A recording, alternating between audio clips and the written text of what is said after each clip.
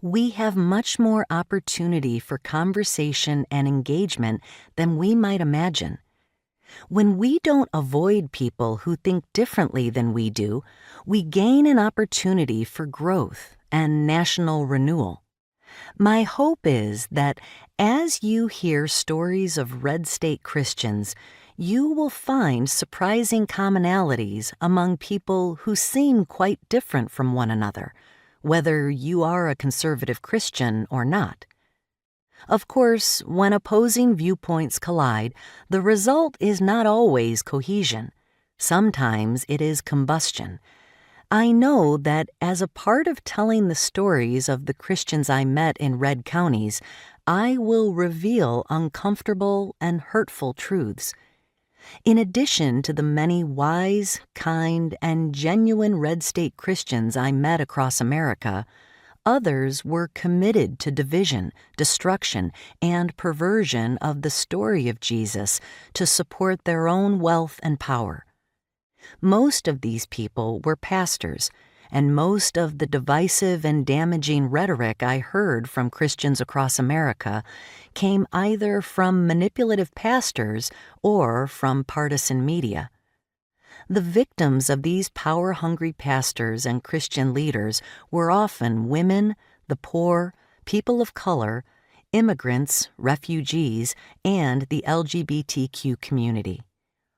In spite of these voices and the damage they inflict, I hope that we can be generous and compassionate as we journey through red state America together. Too often, in the rush to condemnation and judgment, we miss out on creating spaces for dialogue, where dialogue is needed most, between people who disagree.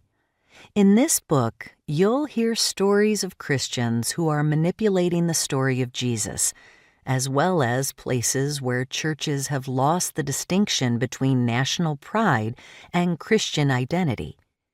These stories are true, and they concern Americans and Christians of all backgrounds.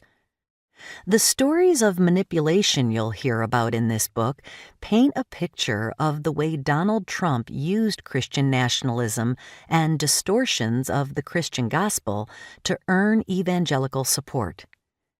At the same time, you'll also hear stories about surprising partnerships in red counties all over America between Christians of diverse backgrounds and political beliefs.